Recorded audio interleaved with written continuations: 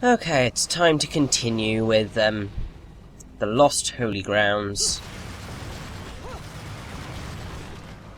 I have to say, I'm quite impressed with how much health I have at this point, because normally I'm right down at the bottom with how much I have. Now, from what I can gather, this particular area was designed by Suzuki-san, who also built areas like Ryushima Plains in Okami. So, you know who to thank for this for kind of this outside area in the tower.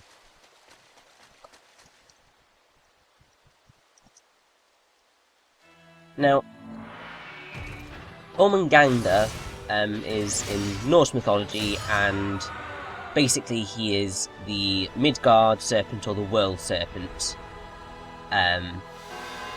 So basically, if I recall correctly, he's kind of the main thing that causes Ragnarok or something along those lines. Or at least, yeah, he's part of the last battle. Now here we have Ardor, which is one of the enemies that doesn't actually fit into Kamiya-san's alphabetical naming scheme. Because at this point we've just had Harmony.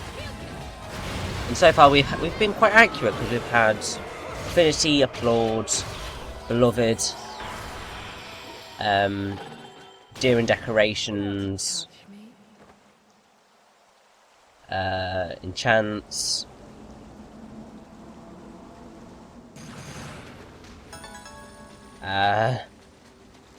Fairness, Fearless. Oh no, it's gone off before, because it was Grace and Glory, then Fearless, and then Harmony, and then we've had Ardor, so it's gone off, unfortunately. But I should probably bring up also that all of the angel names are kind of based on a light idea.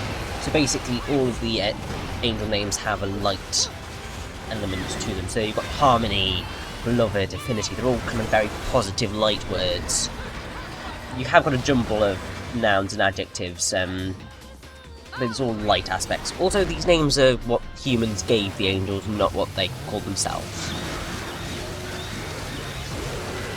Also, this chainsaw is, I don't know whether I brought this up the last time, but it's a very nice little reference to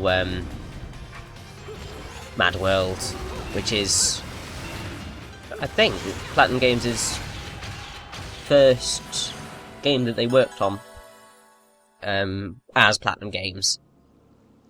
I've still not played it, and I feel really bad that I haven't. But I'm sure I'll play it eventually. Unfortunately, probably never going to be able to play Infinite Space, though, because, well, they just don't. That's never been released out west, I think. Also, Cool Shader is finally getting some screen time. The reason being is because Cool Shader is practically necessary for this Alfheim. Like, seriously, you need Cool Shader. Because it's a stay in the air one, it's the last stay in the air Alfheim that we have. And basically what Cool Shader allows you to do is to drag an enemy towards you, and then you can jump off them. Or you can drag yourself towards an enemy, depending. And basically you need to do this without getting hit for the entire time limit. Pretty much if you fail once, then it's Alfheim over. So get used to doing this for quite a while. I mean, it's fun because you get so high up, it's brilliant. I think you might get an achievement if you are successful in doing this.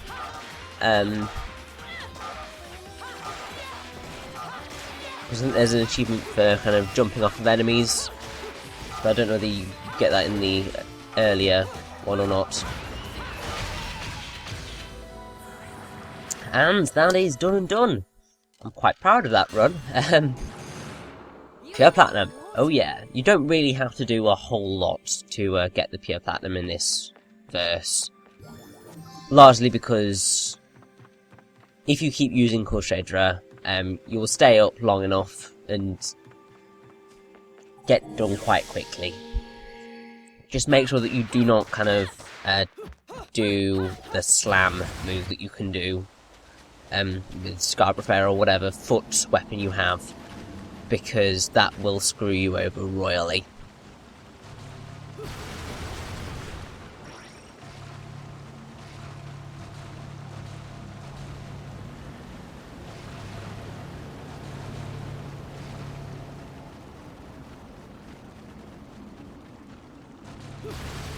Now, one thing I should bring up is that as we are ascending the Witch's Tower, these barriers have been set up by the Lumen Sages whilst the witches were still active, and they break your witch walk, annoyingly.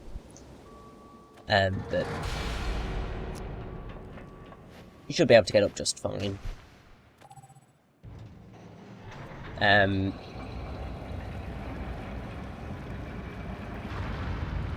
From what I can gather also is that the whole idea is that the witch's hatred protects the staff, so ascending it is difficult. And here we have Grace and Glory again. Now, since the last time we fought these guys, I have developed a bit more of a fact base about them. Originally they were just planning to have the blue one. Can't quite remember which is which. I can never remember which is which, and then if I recall correctly, some enemies later on, the names are kind of switch. So Glory is the lightning one. So Glory is the one that they were originally going to have. But as they were building, they were thinking about an enemy of the opposing element, and so they made them twins. So red one, so Grace, was added later with a pointy head, because he's the older brother, and because basically it's a subtle reference to Space Iron Man Kyodan, which is an obscure live-action special effects show in 1976. There is actually a decent counter for Grace and Glory, which I believe is the one that involves the Onyx Roses, which wasn't intended to be a secret, but took fans ages to figure out. Also, when they were first designed, they had bare fists and not claws, but that was kind of added to make the style clearer. And also before, well, initially they were called Claw Angels, but even before that they were called Monkey Angels. And when Yamaguchi-san animated them, they moved like apes, and Kamiya-san had to keep saying that they weren't apes, which is just quite funny. That was a very terrible run of Grace and Glory. Oh dear.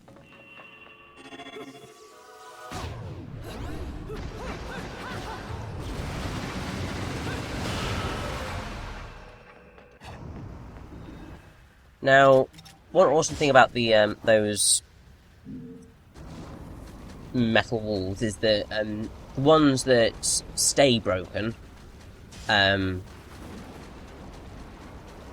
green, and the ones that you need the witch time for are red. It's just a nice little small thing, not much. And this is annoying Alfheim, I think. Yeah, limited kicks and punches, and guess who we're facing? Yes, you guessed it, it's Grace and Glory. So basically your kind of best bet is to use EI jutsu, which is holding the Y button, slashing, kicking, and then slashing again. Just because you do, you are more likely to be able to kill them that way.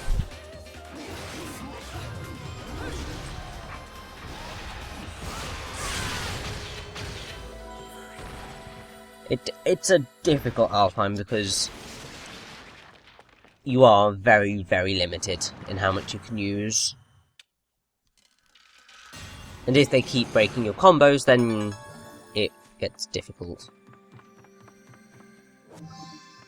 And I just fail at... I'm really not good at some of these Alphines. Really, really not.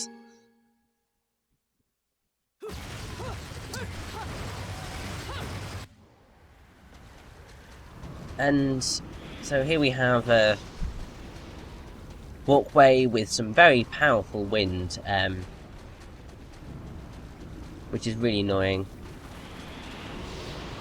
Now, one thing I should have probably pointed out right at the start is that because this is you've got on one side of the valley you can see witches' graves in the distance, on the other side you can see Lumen Sages' graves in the distance. Pretty much, if you look right at the start of the chapter, that's when it's most visible. At this point it's a bit more difficult to spot because we've got all the rain going, but yeah. So we've got another Antonio's notes, with which graves within the city. Vigrid is littered with the legacies of an ancient age. Amongst these are the stone coffins used to bury departed witches, along with their fellow overseers of history, the Lumen Sages. The Umbra witches used their incredible powers to repel any intrusion upon Vigrid. Under these auspices, the witches abode by the terms of their netherworldly contracts, and upon parting with the physical world, the strongest of witches are deified as guardians, and buried in stone coffins throughout the town. These stone coffins were sealed tight, and it was said that only those with knowledge of a witch's magic could open them. Even during the witch hunts, when the coffins were subjected to attempted demolition, not a single soul was able to peer into the contents within. According to one theory, the contract with their demon master stipulates that upon leaving this earth, a witch's soul no body can remain. It is said Umbran burial customs were developed for that very reason. Women would bury their loved ones in treasured stone coffins to lessen the pain of those destined for Inferno, even if the effect was slight. Today, unable to break the magic seal upon the coffins, the Lumen Sage seal of the sun has been placed upon the stone sarcophagi as a counterweight. If by chance the power of the witches were to return to this world, they would be prevented from opening their coffins due to the seal. This is a clear indicator of the sort of persecution these women were subjected to during the witch hunts. While the whereabouts of the witch's tomb is outlined above, the location of the tombs of the Lumen Sages remains unknown. According to remaining records, they had taken up final resting places with the Umbra in the secluded region known as the Crescent and Sunrise Valleys. It is said the Lumen Sages who conducted their duties, not in the darkness but the light, rest peacefully in their valley after departing from this world. Finally, there are rumours that somewhere in Vigrid, research is underway to extract the spirit energy from the departed witches. It seems that the fate of the Umbra Witch and the Lumen Sages is still yet to be decided. So yeah, it's a nice little backstory again. And here we have the last piece of the weapon. So we have Sonata in DK 47. Just gonna get that checked because I pronounced that terribly. Also, this is a pain. Basically, the platform will fall away as you run. And it will keep pace with you, and you're going to have to jump at the end here, otherwise you'll die. And that's got a special little death sequence, because this angel here will eat you rather evilly.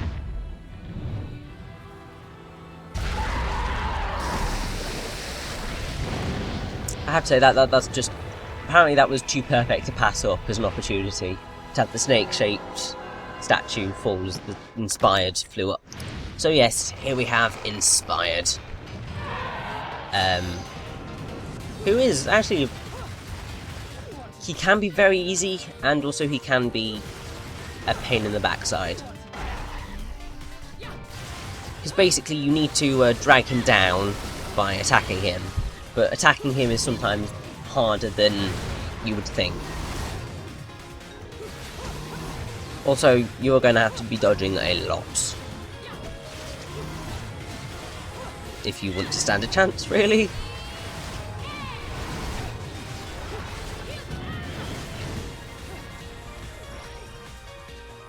I have to say, I'm so glad that that health item was there, because I would have been screwed otherwise. But yes, you can also do this evade move, which is really, really, really helpful. It'll only happen every now and again, but as you can see, that's taken off nearly half of his health bar.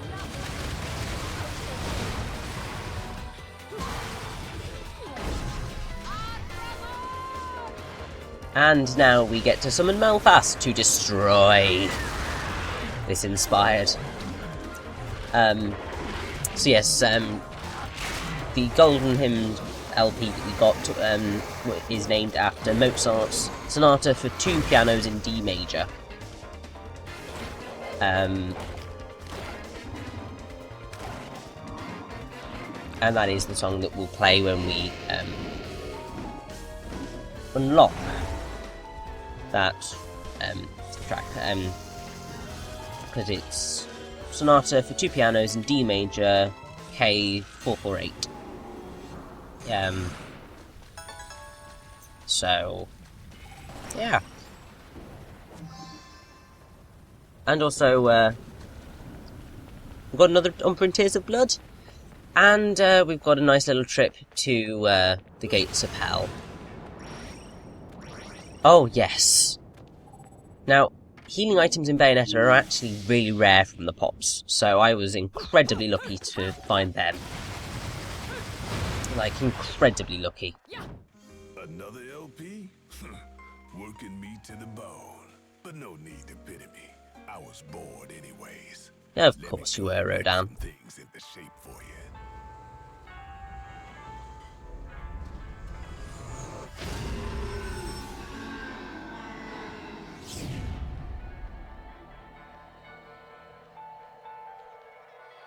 And so, for getting all of the, for getting that Golden Hymns LP, we unlock a very, very helpful weapon.